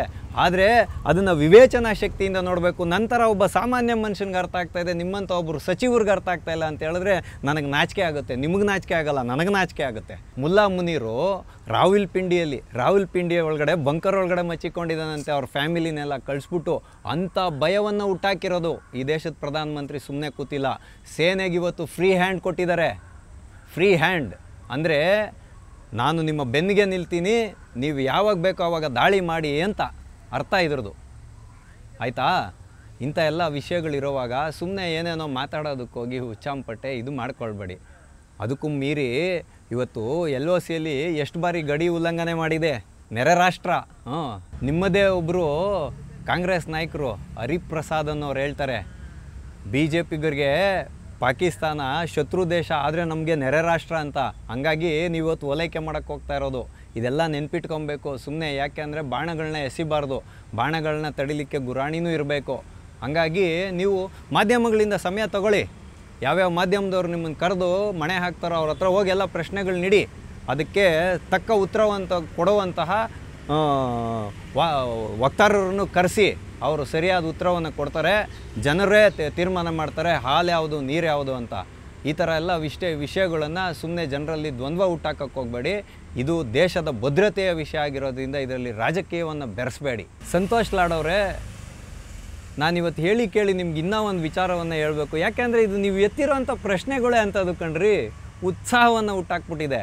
ಇವತ್ತು ಗಾಯಬ್ ಅಂತ ನೀವು ಪೋಸ್ಟ್ ಏನು ಹಾಕಿದ್ದೀರಾ, ಎಲ್ಲೂ ಗಾಯಬಾಗಿಲ್ಲ, ಕೂತ್ಕೊಂಡೇ ಮಾಡ್ತಾ ಇರೋವಂಥ ಕೆಲಸಕ್ಕೆ ಇವತ್ತು ಪಾಕಿಸ್ತಾನದ ಸೇನೆ ಕಂಗಾಲಾಗೋಗಿದೆ. ಎಲ್ಲಿ ನಮ್ಮ ಪಾಕಾಕ್ರಮಿತ ಕಾಶ್ಮೀರದಲ್ಲಿದ್ದಂತಹ ಭಯೋತ್ಪಾದಕರ ಒಂದು ಇದು ತರಬೇತಿ ಶಿಬಿರಗಳೇನಿತ್ತು, ಅಲ್ಲಿಂದ ಎಲ್ಲ ಭಯೋತ್ಪಾದಕರನ್ನ ಕರ್ಕೊಂಡೋಗಿ ರಾವಲ್ಪಿಂಡಿ, ಪೇಶಾವರ ಇಂಥ ಬಂಕರ್ಗಳಲ್ಲಿ ಮಚ್ಚಿಟ್ಟಿದೆ ಪಾಕಿಸ್ತಾನಿ ಸೇನೆ. ಅದಕ್ಕೇ ಅಲ್ಲೆಲ್ಲ ಇದು ಸಮರಾಭ್ಯಾಸ ಮಾಡೋ ಥರ ಇದನ್ನು ತೊಗೊಂಡಿದ್ದು, ಯುದ್ಧ ನೌಕೆಗಳನ್ನ ತೊಗೊಂಬಂದಿದ್ದು. ಆದರೆ ಇದು ಏರ್ಕ್ರಾಫ್ಟ್ಗಳ್ನ ತೊಗೊಂಬಂದಿದ್ದು. ಅದ್ರ ಕಾರಣ ಏನು ಗೊತ್ತಾ? ಅಲ್ಲಿದ್ದಂಥ ಎಲ್ಲ ಟೆರರಿಸ್ಟ್ಗಳ್ನ ರವಾನೆ ಮಾಡಿದ್ದು. ಅಷ್ಟಕ್ಕೂ ಮೀರಿ ಇವಾಗ ಭಾರತ ಹೊಡೆಯುತ್ತೆ ಅಂದರೆ ಅಲ್ಲಿ ಸೇನಾ ದಂಗೆ ಹೆಂಗಿದೆ ಅಂದರೆ ಮುಲ್ಲಾ ಮುನೀರನ್ನು ಕೆಳಗಿಳಿಸ್ಬೇಕು ಅಂತ ಅಲ್ಲಿ ಸೇನೆನೇ ವಿಭಜನೆ ಆಗಿ ಅದು ಒಂದು ಭಾಗ. ಆದರೆ ಭಾರತೀಯ ಸೇನೆ ಮೇಲೆ ಯುದ್ಧ ಮಾಡೋದು ತುಂಬ ಕಷ್ಟ ಅನ್ನೋದು ಅಲ್ಲಿರೋ ಸೈನಿಕರಿಗೆ ಗೊತ್ತು. ಯಾಕೆಂದರೆ ಎಲ್ಲ ಮೇಜರ್ಗಳು ಓಡೋಗ್ತಾ ಇದ್ದಾರೆ ಅಲ್ಲಿಂದ. ಹಂಗಾಗಿ 5,000ಕ್ಕೂ ಮೀರಿದಂಥ ಪಾಕಿಸ್ತಾನಿ ಸೈನಿಕರು ರಾಜೀನಾಮೆ ಕೊಟ್ಬಿಟ್ಟು ಮನೆಗೆ ಹೋಗ್ತಾ ಇದ್ದಾರೆ. ನೀವಿವತ್ತು ಯುದ್ಧ ಆಗ್ತಾಯಿಲ್ಲ ಅಂತ ಹೇಳ್ತಿರಲ್ರಿ. ಯುದ್ಧ ಅಂದರೆ ಏನು ರಕ್ತ ಹರಿಸೋದಲ್ಲ. ಹಳೆ ಕಾಲದಲ್ಲಿ ಕುದುರೆ ಮೇಲೆ ಕೂತ್ಕೊಂಡು ಕೀಲೆಣ್ಣೆ ಅಂತಾರೆ, ಈ ಇದು ಕಚ್ಚಾ ತೈಲ ಇರ್ತೈತಲ್ಲ, ಅದನ್ನ ಎತ್ಕೊಂಡು ಹೋಗಿ ಕೋಟೆಗೆ ಕಲ್ಲು ಹೊಡೆದು ಇದು ಪ್ರಜೆಗಳನ್ನೆಲ್ಲ ಗುರಾಣಿಯಾಗಿ ಇಟ್ಕೊಂಡು ಅವ್ರು ಕತ್ತು ಕುಯ್ದು ಯುದ್ಧ ಮಾಡೋದಲ್ಲ. ಇವತ್ತು ಒಂದು ಸಿಂಗಲ್ ಬುಲೆಟ್ ಫೈರ್ ಆಗ್ದಂಗೆ ಪಾಕಿಸ್ತಾನನ ವಿಶ್ವದ ಭೂಪಟದಲ್ಲಿ ಇಲ್ದಂಗೆ ಮಾಡೋದೇ ಯುದ್ಧ ಅನ್ನೋದನ್ನು ತಿಳ್ಕೊಂಬಿಟ್ಟಿದೆ ಇವತ್ತು ಭಾರತ. ಆ ರೀತಿಯಾಗಿ ಮೈದಾನ ನಿಂದು ಆಟ ನಂದು ಅಂಥ ಒಂದು ಆಟನ ಇವತ್ತು ಪಾಕಿಸ್ತಾನಕ್ಕೆ ಆಡಿಸ್ತಾ ಇರೋದು. ತಿನ್ನಕ್ಕೆ ಅನ್ನ ಇಲ್ಲದೆ, ತೊಳ್ಕೊಳಕ್ಕೆ ನೀರಿಲ್ಲದೆ ಒದ್ದಾಡಿ ಪರಿತಪಿಸ್ಬೇಕು. 26 ಜನ ಹಿಂದೂಗಳ ಕರುಳನ್ನು ಬಗದವ್ರಿಗೆ ಕರುಳಿನ ಉರಿ ಅಂದರೆ ಏನು ಅನ್ನೋದನ್ನು ತೋರಿಸ್ಕೊಡೋ ಅಂಥ ಒಂದು ಪ್ರಯತ್ನದಲ್ಲಿ ಪ್ರಧಾನಮಂತ್ರಿಗಳಿದ್ದಾರೆ. ಈಸ್ ನಾಟ್ ಗಾಯಬ್ ಆಗಿರೋದು ಯಾರು ಅಂತ ಹೇಳಿದ್ರೆ ಈ ದೇಶ ವಿರೋಧಿಗಳು, ಈ ದೇಶದ ವಿರುದ್ಧ ಮಾತಾಡುವಂತಹ ಬುದ್ಧಿಜೀವಿಗಳು. ದೇಶ ಪ್ರೇಮಿಗಳು ಎಲ್ಲೂ ಮರೆಯಾಗೋಗಲ್ಲ, ಎಲ್ಲೂ ಗಾಯಬಾಗೋಗಲ್ಲ. ಪ್ರತಿಯೊಬ್ಬ ಭಾರತೀಯನೂ ಪ್ರತಿಯೊಬ್ಬ ಯೋಧನಾಗಿ ನಿಂತ್ಕೊತಾನೆ ದೇಶದ ವಿಷಯ ಬಂದಾಗ ಅಂತ ನಿಮ್ಮ ಮುಂದೆ ಹೇಳೋಕ್ಕೆ ಇಷ್ಟಪಡ್ತೀನಿ. ಒಂದು ಶತ್ರುಗೆ ಸಂದೇಶವನ್ನು ಕೊಡಲೇಬೇಕು. ಅಂದರೆ ಪಾಕಿಸ್ತಾನ ಏನು ತಿಳ್ಕೊಂಡಿತ್ತು ಅಂತ ಹೇಳಿದ್ರೆ ಭಯೋತ್ಪಾದನಾ ಕೃತ್ಯವನ್ನು ಮಾಡ್ಬೋದು, LOCಯನ್ನು ಬಾರ್ಡ್ರ್ ಕ್ರಾಸ್ ಮಾಡ್ಕೊಂಡು ಹೋಗ್ಬೋದು. ಆದರೆ ಕಾರ್ಗಿಲ್ ಒಳಗೂ ಬಂದಾಗಲೂ ನೀವು ಸುಮ್ಮನೆ ಇದ್ರಲ್ಲ, ಅದಕ್ಕೆ ಒಡೆದು ದಿಟ್ಟವಾದ ಉತ್ತರವನ್ನು ಕೊಟ್ಟಿದ್ದು ನಮ್ಮ ಅಟಲ್ ಬಿಹಾರಿ ವಾಜಪೇಯಿ ಅವರು. ಅದಕ್ಕೇ ಅವಾಗ ಟೆರರಿಸ್ಟ್ ಅಟ್ಯಾಕ್ಗಳು ಜಾಸ್ತಿ ಆಗಿದ್ದು. 9,000 ಚಿಲ್ಲರೆ ಟೆರರಿಸ್ಟ್ ಅಟ್ಯಾಕ್ ಆಗಿದೆ, ಇಲ್ಲ ಅಂತ ಹೇಳಿಲ್ಲ. ಯಾಕೆ ಅಂತ ಹೇಳಿದ್ರೆ ಪಾಕಿಸ್ತಾನಕ್ಕೆ ಆ ಮಟ್ಟಿಗಿನ ಉರಿ ಆಗಿತ್ತು ಅವಾಗ, ಅದಕ್ಕೆ ಆಗಿದ್ದು. ಆದ್ರೂ ಕಾರ್ಗಿಲ್ ಬಿಡಿಸ್ಕೊಂಡ್ರಲ್ಲ, ನೀವ್ಯಾಕೆ ಮೊದಲೇ ಆ ಕೆಲಸ ಮಾಡಲಿಲ್ಲ ಅನ್ನೋಂಥ ಪ್ರಶ್ನೆನ ನಿಮ್ಮ ಮುಂದೆ ಇಟ್ಕೊಳ್ಳಿ. ಸೆಕ್ಯೂರಿಟಿ ಲ್ಯಾಬ್ಸ್ ಬಗ್ಗೆ ಆಮೇಲೆ ಮಾತಾಡೋಣ. ಇವಾಗ ಸಿಂಧೂ ನದಿ ಬಗ್ಗೆ ಮಾತಾಡೋಣ. ನಾವು ಈ ಏನಿದೆ 1960ರ ಅಗ್ರಿಮೆಂಟ್ ಪ್ರಕಾರ ಪೂರ್ವದಲ್ಲಿ ಬರುವಂಥ 3 ನದಿಗಳಿದೆ, ಉಪನದಿಗಳು. ಅದರಲ್ಲಿ ರಾವಿ, ಬಿಯಾಸ್, ಸಟ್ಲೇಜ್ ಇದು ಭಾರತಕ್ಕೆ ಸಂಪೂರ್ಣವಾದಂಥ ಅಧಿಕಾರ ಇರುತ್ತೆ. ಆದರೆ ಪಶ್ಚಿಮದಲ್ಲಿ ಹರಿಯುವಂತಹ ಇದು ಸಿಂಧು ಮತ್ತು ಚೀನಾಬು ಮತ್ತು ಝೇಲಂ ಈ 3 ನದಿಗಳನ್ನು ನೀರನ್ನು 86% ನೀರನ್ನು ಪಾಕಿಸ್ತಾನಕ್ಕೆ ನೀವು ದಾರೆ ಎರೆದಿದ್ರಿ. ಆದರೆ ಆ ಒಪ್ಪಂದ ಏನಾಗುತ್ತೆ ಅಂದರೆ 1969ನೇ ಇಸ್ವಿಯಲ್ಲಿ ಮತ್ತೆ ಇದಾಗುತ್ತೆ. ವಿಶ್ವಸಂಸ್ಥೆ ಏನು ಹೇಳುತ್ತೆ ಅಂತ ಹೇಳಿದ್ರೆ, ಆ ಅಗ್ರಿಮೆಂಟಲ್ಲಿ ಏನಿದೆ ಅಂತ ಹೇಳಿದ್ರೆ 69ರಲ್ಲಿ ಈ ಒಂದು ಒಪ್ಪಂದದ ಪ್ರಕಾರ ಯಾರಾದರೂ ಭಯೋತ್ಪಾದನೆಯನ್ನು ಮಾಡಿದ್ರೆ, ಒಂದು ದೇಶದ ಮೇಲೆ ಒಬ್ಬರು ಮಸಲತ್ತನ್ನು ಮಾಡಿದ್ರೆ ಅವಾಗ ಕ್ಯಾನ್ಸಲ್ ಮಾಡ್ಬೋದು ಅನ್ನೋ ನಿಯಮ ಇದೆ. ಆದರೆ ನೀವು ಇದನ್ನು ಯಾಕೆ ಉಪಯೋಗ ಮಾಡಲಿಲ್ಲ? ಅದನ್ನ ಇವತ್ತು ಮೋದಿಯವರು ತೋರಿಸ್ಕೊಡೋಕೆ ಕೊಟ್ಟಿದ್ದವರು. ಅಂದರೆ ನಾನು ನಿಮ್ಗೊಂದು ಉದಾಹರಣೆ ಕೊಡ್ತೀನಿ. ಇವಾಗ ಒಬ್ಬ ವ್ಯಕ್ತಿ ಇವಾಗ ಉದಾಹರಣೆಗೆ ನಾನು ಆಟೋ ಚಾಲಕ ಹೇಳ್ತೀನಿ ಕೇಳಿ. ಈ ಗಾಡಿಯಲ್ಲಿ ಶಕ್ತಿ ಇಲ್ಲ, ನಾನು ಒಂದು ಪ್ಯಾಸೆಂಜರ್ನ ಕರ್ಕೊಂಡೋಗೋಕ್ಕಾಗಲ್ಲ ಅಂತ ಹೇಳಿದ್ರೆ ನಾನು ಆ ಪ್ಯಾಸೆಂಜರ್ನ ಗಾಡಿಯಲ್ಲಿ ಹತ್ಸೋದೇ ಇಲ್ಲ. ಇದು ಸಾಮಾನ್ಯ ಜ್ಞಾನ. ಅಂದರೆ ಈ ಗಾಡಿ ಇಲ್ಲಿಂದ ಒಂದು 10 ಕಿಲೋಮೀಟ್ರ್ ಓಡುವಂಥ ಶಕ್ತಿ ಇಲ್ಲ ಅಂದರೆ ನಾನು ಪ್ಯಾಸೆಂಜರ್ನ ಹತ್ತಿಸ್ಕೊಳ್ಳಲ್ಲ. ಅದೇ ರೀತಿಯಾಗಿ ಒಂದು ದೇಶವನ್ನು ಮುನ್ನಡೆಸುವಂಥ ಒಬ್ಬ ಪ್ರಧಾನಮಂತ್ರಿ ಇನ್ನೊಂದು ದೇಶದ ಒಪ್ಪಂದವನ್ನು ರದ್ದು ಮಾಡ್ತಾರೆ. ಅದರೊಳಗಾಗೂ ಹಿಮಾಲಯದಿಂದ ಹರಿದು ಬರುವಂತಹ ಒಂದು ಪ್ರಬಲವಾದ ನದಿಯ ನೀರನ್ನು ತಡಿತಾರೆ ಅಂತ ಹೇಳಿದ್ರೆ ಪೂರ್ವ ತಯಾರಿ ಇಲ್ಲದೆ ಮಾಡ್ತಾರೇನ್ರಿ? ಇಲ್ಲ. ಅದಕ್ಕೆ ಏನಾದರೂ ಒಂದು ಏರ್ಪಾಡುಗಳನ್ನು ಮಾಡಿರ್ತಾರೆ. ಹಾಗಾಗಿ ಇವತ್ತು ಏನು ರಾವಿ, ಬಿಯಾಸು, ಸಟ್ಲೇಜು, ಝೇಲಮ್ಮು, ಚೀನಾಬು, ಸಿಂಧು ಈ ಎಲ್ಲ ಉಪನದಿಗಳಿಗೂ ಅಣೆಕಟ್ಟುಗಳನ್ನು ಕಟ್ಟುವಂಥ ಕೆಲಸ ಶುರುವಾಗಿದೆ. ಸುರಂಗ ಮಾರ್ಗಗಳನ್ನು ಕೊರೆದು ನದಿಯ ನೀರನ್ನು ಈ ಕಡೆಗೆ ತಿರುಗಿಸ್ಕೊಳ್ಳುವಂಥ ಕೆಲಸ ಕೂಡ ಜಾರಿಯಲ್ಲಿದೆ. ಅದರಲ್ಲಿ ಹೆಚ್ಚಿನ ಅಂಶ ಈ ಕಿಶನ್ ಗಂಗಾ ಅದಿದೆಯಲ್ಲ, ಇವಾಗ ಝೇಲಂ ನದಿದು ಅದರದ್ದು ಆಲ್ಮೋಸ್ಟ್ ಎಂಡಿಂಗ್ ಆಗೋಗಿದೆ. ಮತ್ತು ಇದು ಯಾವುದು ರಾವಿ ನದಿದು ಶಹಾಪುರ್ ಹತ್ರ ಶಾಖಂಡಿ ಡ್ಯಾಮ್ ಅಂತಿದೆ. ಇದನ್ನು ಮತ್ತು ಬಿಯಾಸ್ ನದಿನ ಲಿಂಕ್ ಮಾಡೋದಕ್ಕೊಂದು ಸುರಂಗ ಮಾರ್ಗ ಮಾಡಿದ್ದಾರೆ. ಅಂದರೆ ಇವಾಗ ಸಿಂಧೂ ನದಿಯ ನೀರನ್ನು ನಾವು ಸಾರಾಸಟ್ಟಾಗಿ ಯಾರೂ ನಿಲ್ಸೋಕ್ಕಾಗಲ್ಲ. ನಾವು ಹೇಳ್ತೀವಲ್ಲ ಇಲ್ಲಿ ಇದು ಕಾವೇರಿ ವಿವಾದ ಎಲ್ಲ ಆದಾಗ ಆ ಥರ ಎಲ್ಲ ಯಾರೂ ಕಂಪ್ಲೀಟಾಗಿ ಸ್ಟಾಪ್ ಮಾಡೋಕ್ಕಾಗಲ್ಲ. ಆದರೆ ಒಂದು ಸಮಯದ ಆಟವನ್ನು ಪಾಕಿಸ್ತಾನದ ಮೇಲೆ ಆಡ್ಬೋದು, ನಾನು ನೀರನ್ನು ಯಾವಾಗ ಬೇಕಾದ್ರೂ ನಿಲ್ಲಿಸ್ಬೋದು, ಯಾವಾಗ ಬೇಕಾದ್ರೂ ಬಿಡಬಹುದು, ಮತ್ತು ಯಾವಾಗ ಬೇಕಾದ್ರೂ ನಿಂಗೆ ಸೂಚನೆ ಕೊಡದೆ ನೀರು ಬಿಡ್ಬೋದು ಅನ್ನೋವಂಥ ಒಂದು ಹೆದರಿಕೆಯನ್ನಂತೂ ಹುಟ್ಟಿಸ್ಬೋದು. ಹಂಗಾದ್ರೂ ಭಯೋತ್ಪಾದನೆ ಕಮ್ಮಿ ಆಗಲಿ ಅಂತ ಇವತ್ತು ನೌಕಾ ನೆಲೆಯಿಂದ ಇದು ಮಾಡಿದ್ದಾರೆ. ಎಲ್ಲಿ ಕರಾಚಿ ಬಂದರು ಮತ್ತು ಗದ್ವಾರ್ ಬಂದರನ್ನು ಬ್ಲಾಕ್ ಮಾಡಿರೋವಂಥದ್ದು, ಯಾವುದೇ ಸರಕು ಸಾಗಾಣಿಕೆಗಳು ಹೋಗದೇ ಇದ್ದಂಥ ರೀತಿಯಲ್ಲಿ ಒಂದು ವ್ಯೂಹವನ್ನು ರಚಿಸಿದ್ದಾರೆ. ಇದೆಲ್ಲ ನಿಮ್ಮ ಕಂಡು ಬರ್ತಾ ಇಲ್ವಾ? ನೀವೇನು ಮಾತಾಡ್ತಾ ಇದ್ದೀರಾ? ಹಾಗೆ ನೀವು ಮುಂದುವರೆದು ಇನ್ನೂ ಒಂದು ಮಾತಾಡ್ತೀರಾ.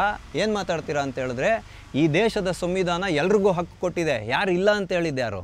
ಯಾರಾದರೂ ಇಲ್ಲ ಅಂತ ಹೇಳಿದಾರಾ? ಸರ್ವರು ಸಮಾನನೇ ಸಂವಿಧಾನದಲ್ಲಿ. ಆದರೆ ನೀವೇ ಹೇಳುವಂತೆ ಆ ಸಂವಿಧಾನದಲ್ಲಿ ಹಕ್ಕುಗಳನ್ನು ಮಾತ್ರ ಹೇಳಲಾಗಿಲ್ಲ ಸ್ವಾಮಿ. ನಿಮ್ಮಷ್ಟು ಸಂವಿಧಾನ ತಜ್ಞರಲ್ಲದೆ ಇದ್ರೂ ಕೂಡ ನಾಗರಿಕ ಕರ್ತವ್ಯಗಳನ್ನು ಹೇಳಲಾಗಿದೆ. ಸರ್ಕಾರ ಏನು ಹೇಳುತ್ತೋ ಅದನ್ನು ವಿನಮ್ರಪೂರ್ವಕವಾಗಿ ಒಪ್ಕೊಂಡು ನಡ್ಕೊಬೇಕು ಅಂತಲೂ ಕೂಡ ಹೇಳಲಾಗಿದೆ. ಹಾಗಾಗಿ ಪಾರ್ಲಿಮೆಂಟೇ ಏನು ಸುಪ್ರೀಂ ಅಲ್ಲ, ನೀವು ಸುಪ್ರೀಂ ಕೋರ್ಟ್ಗೆ ಕಡಿವಾಣ ಹಾಕೋಕೆ ಹೊರಟಿದ್ದೀರಾ ಅಂತ ಹೇಳ್ತಾರಲ್ಲ. ನಿಮ್ಮ ಕಾಲದಲ್ಲಿ ಏನೇನು ತಿದ್ದುಪಡಿಗಳು ಮಾಡಿ ಹೆಂಗೆ ಬೇಕೋ ನಿಮ್ಮ ಅಧಿಕಾರಗಳನ್ನು ಉಳಿಸ್ಕೊಳೋದಕ್ಕೆ ಏನೇನು ಮಾಡಿದ್ದೀರಾ ಅನ್ನೋದನ್ನು ಒಂದು ಸತಿ ಚರಿತ್ರೆ ತೆಗೆದುಕೊಂಡು ನೋಡ್ಬಿಟ್ಟು ಆಮೇಲೆ ಇನ್ನೊಬ್ಬರ ಬಗ್ಗೆ ಮಾತಾಡಿ. ಇವಾಗ ನಾವು ಇನ್ನೊಂದು ವಿಷಯಕ್ಕೆ ಬರೋಣ. ಈ ಆರ್ಟಿಕಲ್ಲು 30, 26, 29 ಬಗ್ಗೆ ಎಲ್ಲ ನೀವು ಮಾತಾಡಿದ್ದೀರಾ. ಅದೇ ಇದರಲ್ಲಿ ಇನ್ನೊಂದಿದೆ, ಏನು ಗೊತ್ತಾ? ಆರ್ಟಿಕಲ್ 32A ಪ್ರಕಾರ ಹಿಂದೂಗಳು ಎಲ್ಲೂ ಕೂಡ ಅವರ ಧಾರ್ಮಿಕ ಶಿಕ್ಷಣವನ್ನು ಕೊಡೋಂಗಿಲ್ಲ. ಅದನ್ನು ಮಾಡಿಸ್ಕೊಡಿ, ನಮಗೆ ಹಿಂದೂಗಳಿಗೆ ಹಕ್ಕು ಕೊಡಿಸ್ಕೊಡಿ. ಅದನ್ನು ಸೇರಿಸಿದೆ ನೆಹರು ಅವರು. ವಲ್ಲಭಭಾಯಿ ಪಟೇಲ್ ಅವ್ರು ಬೇಡ ಅಂತ ಹೇಳ್ತಾ ಇದ್ರಂತೆ. ಅವ್ರ ಮರಣ ನಂತರದಲ್ಲಿ ಸೇರಿಸ್ಕೊಂಬಿಟ್ರು. ಯಾಕೆ ಅಂತ ಹೇಳಿದ್ರೆ ಹಿಂದೂಗಳು ಜಾಗೃತಿ ಆಗಿಬಿಡ್ತಾರೆ ಅಂತ. ಇಂಥ ಎಲ್ಲ ವಿಷಯಗಳಿದೆ. ಅದೆಲ್ಲನೂ ಬಿಟ್ಟು ಇವಾಗ ನೀವು ಪಾಪ ಸಮಾನತೆಯ ಬಗ್ಗೆ, ಸಂವಿಧಾನದ ಬಗ್ಗೆ ಮಾತಾಡಿದ್ದೀರಲ್ಲ. ಅದೇ ಸಂವಿಧಾನದಲ್ಲಿ ನಮ್ಮ ಬಾಬಾ ಸಾಹೇಬ್ ಅಂಬೇಡ್ಕರ್ ಅವರು ಡೈರೆಕ್ಟಿವ್ ಆಫ್ ಪ್ರಿನ್ಸಿಪಲ್ ಅಂತ ಇಟ್ಟಿದ್ದಾರೆ.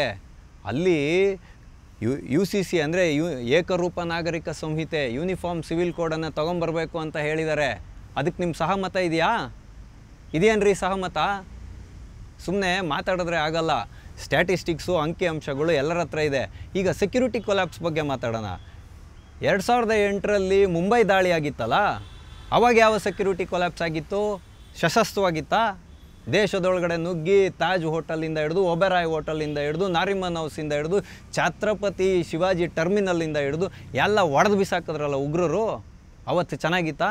ಅವಾಗ ಯಾರ ಸರ್ಕಾರ ಇತ್ತು? ಅವತ್ತು ಸೆಕ್ಯೂರಿಟಿ ಕೊಲ್ಯಾಪ್ಸ್ ಆಗಿತ್ತಾ ಇಲ್ವಾ ಅನ್ನೋದನ್ನು ಪ್ರಶ್ನೆ ಮಾಡ್ಕೊಳ್ಳಿ. ಆಮೇಲೆ ಈ ದೇಶದಲ್ಲಿ 1990ನೇ ಇಸ್ವಿಯಲ್ಲಿ ಏನಾಯಿತು?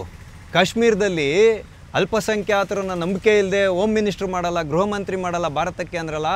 ನಿಮ್ಮದೇ ಸರ್ಕಾರ, ಕೇಂದ್ರ ಸರ್ಕಾರ ಮಾಡಿತ್ತವತ್ತು. ಅವತ್ತಾಗಿದ್ದೇನು ಹಿಂದೂಗಳ ಜೊತೆಯಲ್ಲಿ? ಇವತ್ತು ಹಿಂದೂ ಧರ್ಮದ ಬಗ್ಗೆ ನೀವು ಪ್ರಶ್ನೆಯನ್ನು ಎತ್ತಿರೋದಕ್ಕೆ ನಾನು ಇವತ್ತು ಇದನ್ನು ಮಾತಾಡ್ತಾ ಇದ್ದೀನಿ. 1990ನೇ ಇಸ್ವಿಯಲ್ಲಿ ಅಮಾನುಷವಾಗಿ, ಅಮಾನೀಯವಾಗಿ, ಅತ್ಯಂತ ಪೈಶಾಚಿಕವಾಗಿ ಹಿಂದೂ ಮಾತೆಯರನ್ನು ಅತ್ಯಾಚಾರಗೈದು ಕಾಶ್ಮೀರಿ ಹಿಂದೂಗಳ ಆಸ್ತಿ ಪಾಸ್ತಿಯನ್ನು ಕಸಿದು ಅವ್ರ ಮೇಲೆ ಆಕ್ರಮಣ ಮಾಡಿ, ದೌರ್ಜನ್ಯ ಮಾಡಿ, ನರಸಂಹಾರ ಮಾಡಿ 5.5 ಲಕ್ಷಕ್ಕೂ ಮೀರಿದಂಥ ಹಿಂದೂ ಕಾಶ್ಮೀರಿ ಪಂಡಿತರನ್ನ ಹೊರಗಡೆ ಹಾಕಿದ್ರಲ್ಲ. ಅವತ್ತು ಈ ದೇಶದಲ್ಲಿ ಕೊಲ್ಯಾಪ್ಸ್ ಆಗಲಿಲ್ವಾ? ಇದಾಗಲಿಲ್ವಾ? ಸೆಕ್ಯೂರಿಟಿ ಫೇಲ್ಯೂರ್ ಆಗಲಿಲ್ವಾ? ನಾನಿಲ್ಲಿ ಈ ಘಟನೆಯನ್ನು ಸಮರ್ಥನೆ ಮಾಡೋಕ್ಕೆ ಬಂದಿಲ್ಲ. ಆದರೆ ಈ ಪಕ್ಷಗಳು ಓಲೈಕೆ ಮಾಡಬೇಕು ಅನ್ನೋವಂಥ ಒಂದು ದೃಷ್ಟಿಯಿಂದ ಭಯೋತ್ಪಾದನಾ ಕೃತ್ಯವನ್ನು ಸೇನೆಯ ಮೇಲೆ ಆಡಳಿತಾರೂಢವಾದಂತಹ ಭಾರತ ಸರ್ಕಾರದ ಮೇಲೆ ಹೇರಕೊಟ್ಟಿರತಕ್ಕಂಥದ್ದನ್ನು ತಡೆಯೋಕ್ಕಾಗದೆ ನಾನು ಇವತ್ತು ಈ ವಿಡಿಯೋವನ್ನು ಮಾಡ್ತಾ ಇರೋದು. ಆ ಕಾಶ್ಮೀರಿ ಪಂಡಿತರಿಗೆ ಇವತ್ತವರೆಗೂ 30-35 ವರ್ಷ ಆಗ್ತಾಯಿದೆ, ಇನ್ನೂ ಕೂಡ ನ್ಯಾಯ ಸಿಗಲಿಲ್ಲ. ಆ ನ್ಯಾಯವನ್ನು ಕೊಡಬೇಕು ಅಂತಲೇ ಆರ್ಟಿಕಲ್ 370 ರದ್ದು ಮಾಡಿದ್ದು. ನೀವೇ 55 ವರ್ಷ ಇದ್ರಲ್ಲ, ಯಾಕೆ ಅವತ್ತು ರದ್ದು ಮಾಡಲಿಲ್ಲ? ಪ್ರಶ್ನೆಗಳ ಸುರಿಮಳೆಗೈತೀರ ನೀವು. ನೋಡಿ, ವಸ್ತ್ರ ಸಂಹಿತೆ ಅಂತ ಹೇಳ್ತಕ್ಕಂಥದ್ದು ಆ ವ್ಯಕ್ತಿಯ ಒಂದು ವೈಯಕ್ತಿಕ ವಿಚಾರ, ಅದಕ್ಕೆ ಹೋಗಲ್ಲ. ಆದರೆ ನೀವಿವಾಗ ವೈಯಕ್ತಿಕ ಇಲ್ಲ, ಸಾಮಾಜಿಕ ವ್ಯಕ್ತಿ ನೀವು. ಈ ದೇಶದ, ಈ ರಾಜ್ಯದ ಒಬ್ಬ ಘನತೆವೆತ್ತಂಥ ಒಬ್ಬರು ಮಂತ್ರಿ. ನೀವೊಬ್ಬರು ಒಂದು ಕಾಲೇಜ್ಗೆ ಹೋಗೋ ಹುಡುಗನ ಥರ, ಅಂದರೆ ಒಂಥರ ಫಂಕಿ ಫೆಲೋ ಅಂತ ಹೇಳ್ತಾ ಇರ್ತಾರೆ, ಆ ರೀತಿಯಾಗಿ ಕ್ಯಾಪ್ನ ಉಲ್ಟಾ ಹಾಕ್ಕೊಂಡು ಸುದ್ದಿಗೋಷ್ಠಿ ಮಾಡ್ತೀರಾ ಅಂತ ಹೇಳಿದ್ರೆ ನಾವು ನಿಮ್ಮನ್ನು ಮಂತ್ರಿ ಅಂತ ಹೆಂಗ್ರಿ ಒಪ್ಕೊಳ್ಳೋದು? ಓಲೈಕೆ ಮಾಡಬೇಕು, ಆದರೆ ಈ ನಿಟ್ಟಿನ ಬರೋದಲ್ಲ ನೀವು ಓಲೈಕೆ ಮಾಡೋದು. ನೋಡಿ, ಆಮೇಲೆ ಇನ್ನೊಂದು ಪ್ರಶ್ನೆ ನಿಮ್ಮದು, ಏನು ಹಿಂದೂ ಧರ್ಮದ ಬಗ್ಗೆ, ಏನು ಹಿಂದೂ ನಾಯಕರು ಅಂತ ಏನಿದ್ದಾರೆ ಅವ್ರ ಆಸ್ತಿ ಪಾಸ್ತಿ ಎಲ್ಲ ಚೆಕ್ ಮಾಡಿರಿ. ಸ್ವಾಮಿ, ಒಬ್ಬ ಹಿಂದೂ ಕಾರ್ಯಕರ್ತ ಅಂದರೆ ಏನಂತ ನಿಮಗೆ ಗೊತ್ತಿದೆಯೇನ್ರಿ? ಯಾರೋ ಪೊಲಿಟಿಕಲ್ ರಾಜಕಾರಣಿಗಳ ಬಗ್ಗೆ ನಾನು ಮಾತಾಡ್ತಾ ಇಲ್ಲ. ಹಿಂದೂ ಸಂಘಟನೆಯ ಕಾರ್ಯಕರ್ತ ಎಷ್ಟು ದೇಶಕ್ಕೋಸ್ಕರ ಕೆಲಸ ಮಾಡ್ತಾನೆ ಅನ್ನೋದು ನಿಮಗೆ ಗೊತ್ತಿದೆಯೇನ್ರಿ? ಯಾವುದೋ ಹಣಬಲ ತೋಳ್ಬಲ ಇಲ್ಲ ಕುಟುಂಬದ ಹಿನ್ನೆಲೆಯಿಂದ ರಾಜಕೀಯಕ್ಕೆ ಬಂದು ಯಾವುದೋ ಒಂದು ಮಂತ್ರಿ ಸ್ಥಾನವನ್ನು ಪಡ್ಕೊಂಡು ಬಾಯಿಗೆ ಬಂದಂಗೆ ಪುಂಖಾನುಪುಂಖವಾಗಿ ಮಾತಾಡೋಕ್ಕೆ ಹೋಗಬೇಡಿ. ಒಬ್ಬ ಹಿಂದೂ ಸಂಘಟನೆಯ ಕಾರ್ಯಕರ್ತ ಅಂತ ಹೇಳಿದ್ರೆ ಅವನು ಭಾರತ ಮಾತೆಯ ಸೇವಕ. ಅವನ ಆಸೆ ಆಕಾಂಕ್ಷ ಭವಿಷ್ಯ ಎಲ್ಲವನ್ನು ಬದಿಗಿಟ್ಟು ದೇಶಕ್ಕೋಸ್ಕರ ನಿಸ್ವಾರ್ಥವಾಗಿ ದುಡಿಯುವಂಥ ಒಬ್ಬ ಸಾಧಕ. ಅಂಥ ಸಾಧಕರನ್ನು ನೀವು ಇವತ್ತು ಅವಮಾನ ಮಾಡ್ತಾಯಿದ್ದೀರಾ. ಸ್ವಾಮೀಜಿಗಳ ಬಗ್ಗೆ ಹೇಳ್ತೀರಾ, ಆ ಸ್ವಾಮೀಜಿ ಒಂದು ಹೇಳ್ತಾನೆ, ಈ ಸ್ವಾಮೀಜಿ ಒಂದು ಹೇಳ್ತಾನೆ, ಯಾವುದನ್ನು ನಂಬೋದು ಅಂತ. ನೋಡಿ, ಒಂದು ಇನ್ಸ್ಟಿಟ್ಯೂಟಲ್ಲಿ ಸಾವಿರಾರು ಜನ ಮಕ್ಕಳು ಓದ್ತಾರೆ ವಿಶ್ವವಿದ್ಯಾನಿಲಯದಲ್ಲಿ. ಅಲ್ಲಿ ಎಲ್ಲರಿಗೂ ಒಂದೇ ಸಿಲೆಬಸ್ಸೇ ಹೇಳ್ಕೊಡೋದು. ಆದರೆ ಅವನು ಬುದ್ಧಿ ಗ್ರಹಿಕೆ ಶಕ್ತಿ ಹೆಂಗಿರುತ್ತೋ ಅದ್ರ ಮೇಲೆ ಅವನು ಅರ್ಥ ಮಾಡ್ಕೊಳ್ತಾನೆ. ಹಂಗಾಗಿ ಆಕಾಶಾತ್ ಪತಿತೋ ತೋಯಂ ಯಥಾ ಸಾಗರಂ ಪ್ರತಿಗಚ್ಚತಿ ಸರ್ವದೇವ ನಮಸ್ಕಾರಂ ಕೇಶವಂ ಪ್ರತಿಗಚ್ಚತಿ ಅಂತ ನಮ್ಮ ಹತ್ರ ಹೇಳಿರೋದು. ಅಂದರೆ ಆಕಾಶದಿಂದ ಬಿದ್ದಂತಹ ಪ್ರತಿಯೊಂದು ಮಳೆ ಹನಿಯ ಬಿಂದುವು ನದಿಯನ್ನು ಸೇರಿ ಹೆಂಗೆ ಸಾಗರದ ಒಳಗಡೆ ಐಕ್ಯವಾಗುತ್ತೋ ಅದೇ ರೀತಿಯಾಗಿ ನೀನು ಯಾವ ರೀತಿಯಲ್ಲಿ ಉಪಾಸನೆ ಮಾಡಿದ್ರೂ ಅದು ಕೇಶವಂ ಅಂದರೆ ಶ್ರೀಮನ್ ನಾರಾಯಣನ ಪಾದಚರಣಕ್ಕೆ ಸಲ್ಲುತ್ತೆ ಅಂತ ಹೇಳ್ತಕ್ಕಂಥದ್ದೇ ಹಿಂದೂ ಧರ್ಮದ ತಾತ್ಪರ್ಯ. ಹಂಗಾಗಿ ಜೀವಾತ್ಮ ಅಂತ ಹೇಳುವಂತಹ ಮನುಷ್ಯನನ್ನು ಅವನ ಆತ್ಮ ಪರಿಶುದ್ಧತೆಯನ್ನು ಪಡ್ಕೊಂಡು ಪರಮಾತ್ಮನಲ್ಲಿ ಲೀನವಾಗುವಂತಹ ಒಂದು ಆಧ್ಯಾತ್ಮವನ್ನು ಜ್ಞಾನವನ್ನು ಕೊಡ್ತಕ್ಕಂಥದ್ದು. ಅದನ್ನು ನೀವು ಯಾವುದೇ ಮಾರ್ಗದಲ್ಲಿ ಹೋಗ್ಬೋದು, ಅದರಲ್ಲಿ ಏನು ಇದಿಲ್ಲ. ಈ ರೀತಿಯಾದ ಗಂಭೀರವಾದ ವಿಷಯ ಇರತಕ್ಕಂಥದ್ದು ಹಿಂದೂ ಧರ್ಮದಲ್ಲಿ. ಅಂತ ನೀವೇ ಹುಟ್ಟಿದಂಥ ಸ್ವಧರ್ಮವನ್ನು ನೀವು ಇವತ್ತು ಕೂತ್ಕೊಂಡು ಕೇವಲ ರಾಜಕೀಯ ವಿಷಯಕ್ಕೋಸ್ಕರ ಹೀಯಾಳಿಸ್ತೀರಾ ಅಂತ ಹೇಳಿದ್ರೆ, ಹಿಂದೂಗಳನ್ನು ನೀವು ಭಾಗವಾಗಿ ಹೊಡೆದ್ಬಿಟ್ರಲ್ರಿ. ನಿಮ್ಗೆ ಹಿಂದೂಗಳು ಐಕ್ಯತೆ ಇರಬೇಕಾಗಿತ್ತು ಅಂದಿದ್ರೆ ಅವತ್ತೇ ನೀವು ಧರ್ಮ ಅಂತ ಇರೋ ಜಾಗ ಬರೀ ರಿಲಿಜಿಯನ್ನು ಧರ್ಮ ಎರಡನ್ನೂ ಸೇರಿಸ್ಬಿಟ್ರಲ್ಲಿ. ಧರ್ಮ ಯಾವುದು, ಮತ ಯಾವುದು, ಪಂಥ ಯಾವುದು, ಸಂಪ್ರದಾಯ ಯಾವುದು ಅನ್ನೋದು ಭೇದನೇ ಗೊತ್ತಿಲ್ಲ ಕಾಂಗ್ರೆಸ್ಗೆ. ಸೆಕ್ಯುಲರ್ ಫೇಸಲ್ಲಿ ಎಲ್ಲನೂ ಒಂದೇ. ಇವತ್ತು ಆಂಗ್ಲ ಭಾಷೆಯ ಡಿಕ್ಷನರಿಯಲ್ಲಿ ಧರ್ಮಕ್ಕೆ ರಿಲಿಜಿಯನ್ ಅಂತ ಇದೆ ಅಂತ ಹೇಳುವಂಥ ಒಂದೇ ವಿಷಯವನ್ನು ಇಟ್ಕೊಂಡು ಹಿಂದೂನೂ ರಿಲಿಜಿಯನ್ ಮಾಡಿಬಿಟ್ರಿ ನೀವು. ಹಂಗಲ್ಲ ಸ್ವಾಮಿ. ಸುಪ್ರೀಂ ಕೋರ್ಟೇ ಸ್ಪಷ್ಟವಾಗಿ ಸೂಚನೆಯನ್ನು ಕೊಟ್ಟಿದೆ. Hinduism it's A way of life ಅಂತ, ಸಂಪೂರ್ಣ ಜೀವನ ಪದ್ಧತಿ ಅಂತ. ಇದೆಲ್ಲ ನಿಮ್ಮ ಗಮನಕ್ಕೆ ಬರಲ್ವಾ? ಇವತ್ತು ಕೂತ್ಕೊಂಡು ಯಾವುದೋ ಒಂದು ಇದಕ್ಕೋಸ್ಕರ ಹಿಂದೂ ಸ್ವಧರ್ಮವನ್ನೇ ಹೀಯಾಳಿಸೋ ಮಟ್ಟಕ್ಕೆ ನೀವು ಹೋಗಿದ್ದೀರಾ ಅಂದರೆ ನಿಮ್ಮನ್ನು ಯಾರೂ ಪ್ರಶ್ನೆ ಮಾಡಬಾರ್ದಾ? ನೀವು ಹೇಳಿದಂಥ ಮಾತಿಗೆ ನಾವು ಕಾಂತಿ ಸ್ವೀಟ್ಸಲ್ಲೋ ಇಲ್ಲ ಯಾವುದನ್ನ ಇದು ಬೇರೆ ಅಗರ್ವಾಲ್ ಭವನಲ್ಲೋ ಹೋಗ್ಬಿಟ್ಟು ಸಂತೋಷ್ ಲಾಡ್ ಅವರು ಎಂಥ ಸಿಹಿ ಮುತ್ತುಗಳನ್ನ ನುಡಿಸ್ತಾ ಇದ್ದಾರೆ ಅಂತ ಹೇಳ್ಬಿಟ್ಟು ಲಾಡು ತಿನ್ಕೊಂಡು ಕೂತ್ಕೋಬೇಕಾ? ನಾಚಿಕೆ ಆಗಬೇಕಲ್ರಿ ನಿಮಗೆಲ್ಲ. ಮತ್ತು ಗೋವನ್ನು ಪವಿತ್ರವಾದ ಒಂದು ಇದು ಅಂತ ನಾವು ಭಾವಿಸ್ತೀವಿ, ಕಾಮಧೇನು ಅಂತ ಹೇಳ್ತೀವಿ. ಕಾಮಧೇನುವಿನ ಸಂತತಿಯೇ ಭಾರತದಲ್ಲಿರತಕ್ಕಂಥ ಗೋವುಗಳು ಅಂತ ನಾವು ನಂಬ್ತೀವಿ. ಆದರೆ ಯಾರ ಮೇಲೂ ಒತ್ತಾಯ ಏರಿಲ್ಲ. ಸಗಣಿನ ಬಳ್ಕೊ ಮೈ ಮೇಲೆ ಮನೆಗೆಲ್ಲ ಗೌರ್ಮೆಂಟ್ ಬಿಲ್ಡಿಂಗಿಗೆಲ್ಲ ಬಳಿರಿ ಅಂತ ಹೇಳ್ತಿರಲ್ಲ. ಯುನೈಟೆಡ್ ಕಾರ್ಬೊರೇಟ್ ಲಿಮಿಟೆಡ್ ಇವತ್ತು ಡವ್ ಸೋಪ್ ಬರುತ್ತಲ್ಲ, ಡವ್ ಸೋಪ್ ಹಾಕೊಳ್ತಾರಲ್ಲ ಹೆಣ್ಮಕ್ಳೆಲ್ಲ, ಇವತ್ತು ಅದರದ್ದು ಕಂಪ್ನಿ ಹಿಂದೂಸ್ತಾನ್ ಯೂನಿಲಿವರ್ ಆಗಿದೆ. ಈಗ ಅದ್ರ ಮುಂಚೆ ಇದ್ದಿದ್ದು ಒಂದು ಬ್ಲಾಸ್ಟ್ ಆಗುತ್ತೆ ಮಧ್ಯಪ್ರದೇಶದಲ್ಲಿ. ಆವಾಗ ಎಲ್ಲ ಮನೆಗೂ ಇದು ರಿಯಾಕ್ಟರ್ಸು ವಿಕಿರಣ ಅಂತಾರಲ್ಲ ಅದರದ್ದು ಇದಾಗಿತ್ತು, ಜಾಸ್ತಿ ಇತ್ತು. ಆದರೆ ಕೆಲವು ಮನೆಗಳಲ್ಲಿ ಮಾತ್ರ ಆ ವಿಕಿರಣದ ಒಂದು ಪರಿಣಾಮ ತುಂಬ ಕಮ್ಮಿ ಇತ್ತು. ನಿಮ್ಗೆ ವೈಜ್ಞಾನಿಕ ಹಿನ್ನೆಲೆ ಬೇಕಲ್ಲ, ಅದಕ್ಕೆ ಕೊಡ್ತಾ ಇರೋದು.